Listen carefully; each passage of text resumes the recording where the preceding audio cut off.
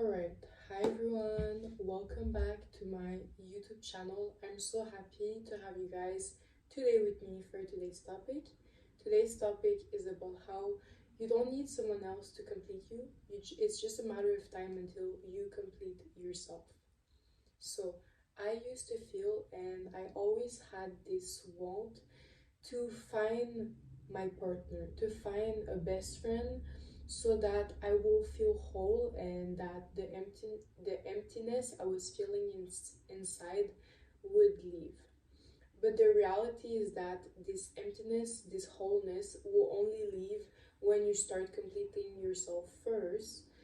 And yeah, so no one can complete you like you can. Why? Because you're the person that truly knows all of who you really are. You're the person going through your journey. You're the person that knows how many versions of you have been outgrowing. You're the person thinking every emotion, thinking every thought, feeling every emotion, and thinking every thought. And so, if you don't know yourself yet, this is not a problem because it is just a matter of time until you cultivate and you nurture that enough.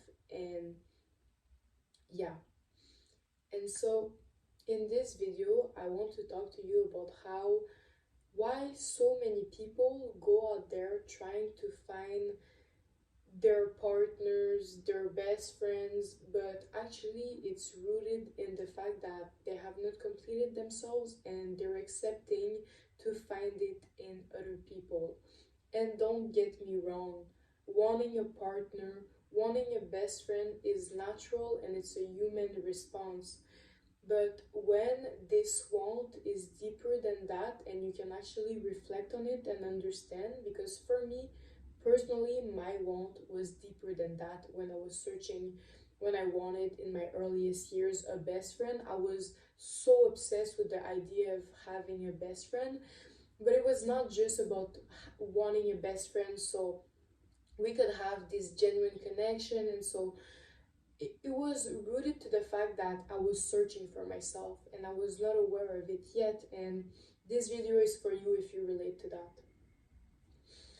And so, yeah, and I want to explain you guys in this video how your life becomes suddenly clear and whole when you start being there for yourself and you start completing yourself instead of accepting other people to do it for you. So, as I was saying, my lifelong experience, for the longest time, I had this deep desire to have a best friend. And later on, it was with my relationships with men. I really wanted a partner. And as I said, this is a human and natural response. But the reality is that my want was deeper than that. I was searching to be whole, I was searching to feel that emptiness I was feeling inside. And that is when you have to reflect. When it's deeper than that, that is when you have to reflect. Is it to feel love? Is it to feel accepted? Is it to feel like, yeah, love, accepted, like you can help other people, all of the above? Because for me personally, the reality of why I wanted a best friend so bad, and don't get me wrong, I have one now and she's amazing, and this is something I still wanted until I have it now. But when it was coming to the fact that I was literally searching and accepting this person to bring me what I can bring myself, this is when it is not right. And the reality and the root cause of why I wanted so badly a best friend or a partner, it was mostly best friend in the past, but it was because I've had abandonment issues and it was my way of finding someone that, if we have this title of we're best friends forever and ever, like we all know, this was my way of telling myself unconsciously that you have someone for life and you are not going to re experience this type of hurt that you experienced when this situation happened due to my abandonment issues. Isn't it this crazy? And so that is when you have to reflect, that is when you have to understand, because most of the time it comes from a deep root cause we have not addressed, like many of the patterns, many of the unconscious beliefs we have about ourselves throughout our lives. It literally is the main reason of how we act every day. And so, yeah. And so, as the year passed, yes, I had those best friends. Yes, I had those good best friends, those good friendships. I had a partner, but I was still feeling that emptiness and that hole inside of me. And so I started being there for myself. I started getting on this healing journey, and I told myself, what would happen if I gave myself those things? What would happen if I started showing up for myself truly? And when I started being there for myself, that is when the emptiness left and I started feeling whole, and my life just became clear. I started being my own best friend. And when you start being there for yourself, showing up consistently, staying disciplined to your actions, to your goals, you cultivate self love. And what happens when you cultivate self love? It makes you actually go forward for your goals and cultivate better relationships and makes your life better, because you know you deserve better. And so when you have not completed yourself, when you don't know who you are truly and you're trying to figure out, and that is completely normal, and that is literally how life is supposed to be, and it's part of life to find out who you really are, you are not going to believe you deserve those things, because first of all, you don't even know who you are, so you don't even know what you like, what you don't like. And if you're not showing up consistently, if you're not being there for yourself, how do you want other people to bring you the standards you're not even giving to yourself? And you're probably not even going to know what you actually want in friendships, what you actually want in relationships, because you just want to hold on to someone, because for now you don't have any direction, and you're expecting this situation to give you direction. It's normal. I've been there. It's totally normal. But the thing is, it's not going to give you any direction. I'm telling you now. And so this self-love made me pursue my goals. It made me have finally genuine relationships and people that actually want the best for me. Like when I was in that era of finding those best friends, those friendships, oh boy, I was just having toxic friendships. I was just, because I did not even know like where I was standing, what I wanted. You know what I mean? Like, so by completing yourself first, after, I recommend you to find a partner, to find a best friend. This is the best thing you can have. We want genuine relationships as humans. We want to have people we can count on. It is something so beautiful.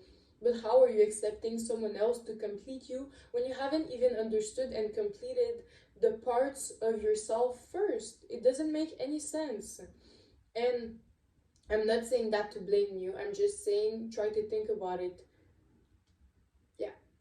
So what I would recommend you guys to do is make a list of what you're searching for in others that you could give yourself. Is it love? Is it validation? Is it comfort? Is it buying yourself gift? Is it kindness, respect? Give yourself all of that and watch how you feel better. And of course, at first it's going to be weird, and of course at first you're not going to have a good direction of where to go, but it will get easier, and you need to believe in yourself and to trust in yourself. And these type of tests will make you be able to know what you want, to know what you don't want. Is it really respect that I want, or is it actually admiration? You know, you're gonna make some links together and it's gonna be good. So yeah.